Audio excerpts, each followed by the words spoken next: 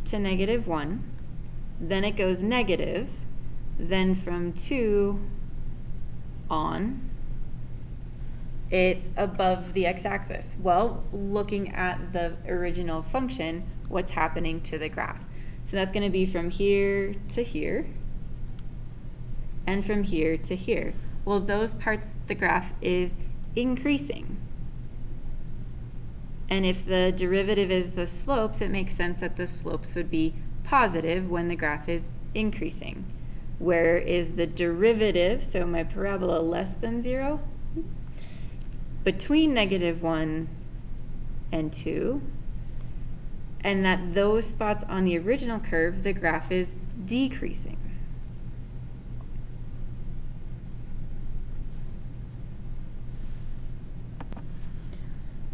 Next question says graph f of x plus 5 and its derivative. So I'm just going to do this. I'm going to get y1 and I'm going to add 5 to it. And then I'm going to do the derivative of that. So we're going to go to alpha f2, numerical derivative, d dx of y3 when x equals x. So now we're going to graph all of that. It already has the first one. Okay, so that's the new one. It moves up 5. And remember, this is a really big scale, so you don't see a huge thing. And then we're going to graph the derivative in pink. And what do you notice? It's just going right on top of my other derivative. So the derivative is the same. We added 5 to the function, but the derivative didn't change. And if you think about it, the derivative is the slopes. So even if I take this whole graph and move it up, I haven't changed the slopes at any point. So the derivative is the same if I move it up and down. So we're going to sketch the graph of a continuous function if f prime, if the derivative is this piecewise function. So that means the slope of anything less than -2 is -3, and the slope of everything greater than -2 is 2. And f of 0 is 1. So f of 0 is 1, and my boundary is at -2. So this side of the graph has a slope of 2, and it's going to continue until I get to -2. And it's continuous, so that means I need to join here. Less than -2, the slopes are -3. So I'm going to have a -3 slope here. 3. So it's going to look like that. So this graph has everything over here has a slope of 2, everything has a slope of -3, f of 0 was 1, and it's continuous. All right, this is a super duper common question that AP likes to ask. It gives you a derivative. This is the graph of the derivative, and we need to figure out which of these graphs this would be its derivative. Okay, so this is the slopes. So I'm looking for a graph that has 0 slopes at -1 and 1. So not here, not here, not here. Okay, so here's a 0 slope, here's a 0 slope at 1 and -1. So now we're down to these two candidates. Okay, then we look at the graph. If the derivative is positive, that means my slopes are positive, which means my graph is increasing. If the derivative is negative, that means my slopes are negative, which means my graph is going to be going down at those locations. So I'm looking for the graph that goes increasing, then decreasing, then increasing. So that's going to be this guy, increasing to -1, then it's decreasing, then it's increasing. This one is the switch of that. Now we're talking about differentiability. Where can we take a derivative and where does a derivative not exist? So how might the derivative fail to exist?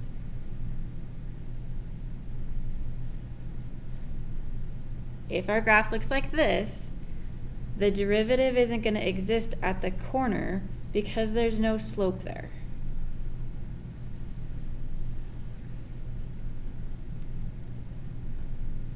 Okay, if we have a graph like this, this is called a cusp, and the derivative would not exist there.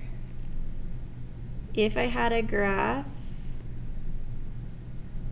that looks like that, there's a point in here where the tangent line is straight up and down.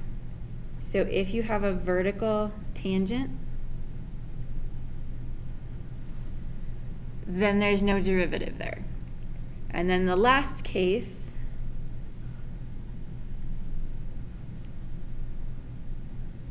for a derivative to exist, the function must be continuous.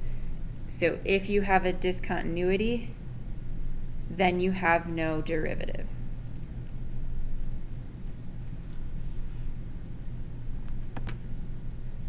So we have just a random graph over here, and we're deciding where is the function differentiable. So it's going to be differentiable unless one of those graphs above occur.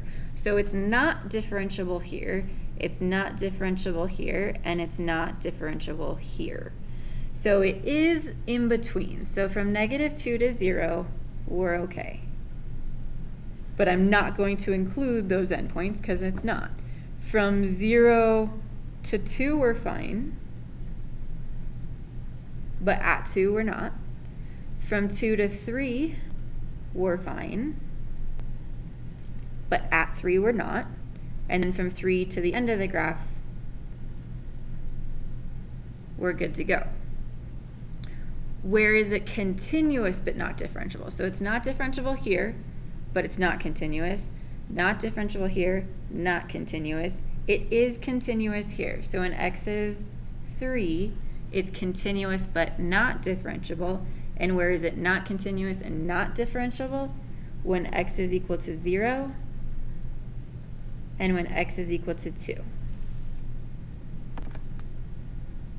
So we're going to graph the function and determine why it's not differentiable at 2.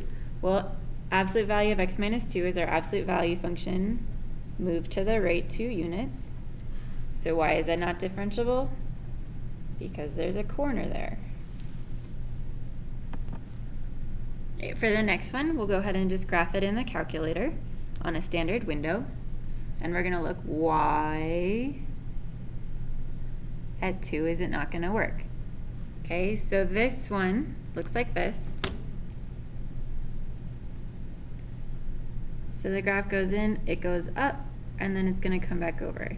So there's a point in here that has a vertical tangent.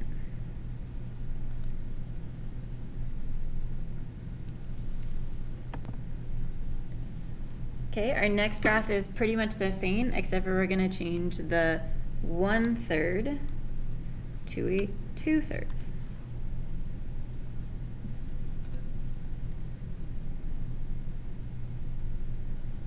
Okay, so this is an example of a cusp. So it goes, I'm just going to sketch it. Okay, there. So there is a cusp at 2 on this one. This one we can go ahead and graph. So our piecewise, when x is greater than or equal to 2, so I'll put a dot there, our graph is at 4. And when it's less than 2, it's 2x minus 1. So there, slope of 2, open dot. Okay, so this one is not differentiable because it's discontinuous.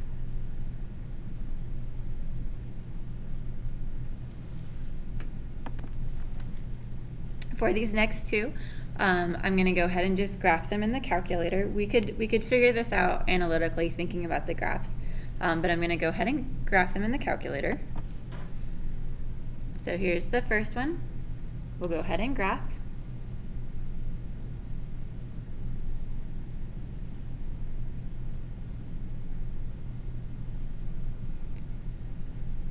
So the issue with these ones are going to be the discontinuities, the asymptotes. So those asymptotes are going to occur at -2 and +4. So where is it not differentiable? It is not differentiable when x is equal to 4 and when x is equal to -2. Now we're going to graph the piecewise. So I'm going to remind you of how to do that in the calculator because it's probably been a while. So in the calculator, I can enter this piecewise in. So you're going to put each equation in parentheses. So we're going to start with 2x plus 1, end parentheses, and then we're going to give its range of values. So we want when x is less than or equal to 1. You're going to find that in the test menu. So you're going to do second, test, and we want the greater than or equal to, or less than or equal to, 1. Okay, then I'm going to close the parentheses and do a plus for the next equation. Open parentheses, x squared plus 2, close parentheses. This you're going to have to enter in as two separate inequalities. So we're going to have when, oh, we can just type it in as you see it. Yeah, I'll do. 1 test greater than x, close parentheses, open parentheses, x second test to 3. Then we'll add on the third equation. Open parentheses, -4, x plus 3. When x is greater than or equal to 3. So each equation, when you have a compound inequality like that, then you have to use two separate statements, but then we can graph.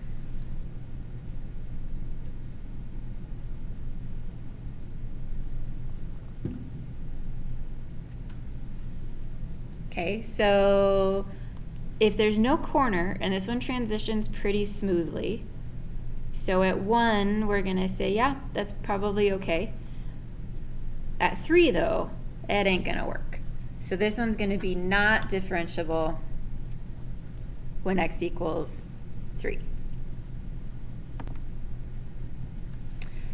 These next two, I'm going to skip for now.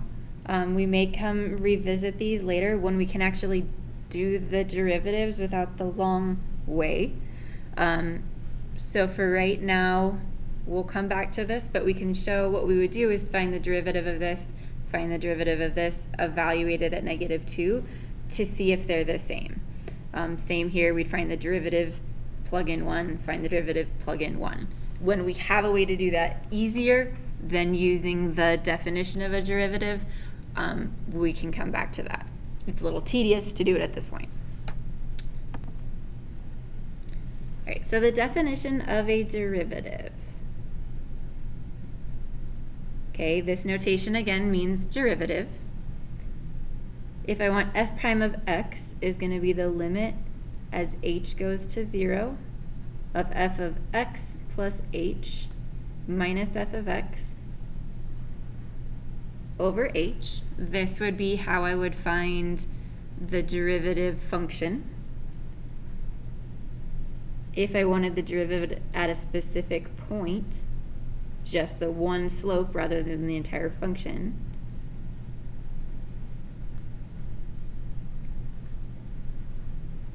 we're going to have that. Or the limit as x goes to a of f of x minus f of a over x minus a. So the slope of the tangent line as x gets closer to f of x is going to be our definitions. So you're going to want to put note cards on these. So what we're going to start to do is note cards. Because unfortunately there's just a lot of stuff that you're going to have to memorize in here. So we're going to do note cards to help us with that. So for these three, what you're going to do on one side, so I'll do f prime of x on this side, And then on the other side, I'm going to do the limit definition. So the limit as h goes to 0 of f of x plus h minus f of x all over h. And you'll repeat that for all three of these.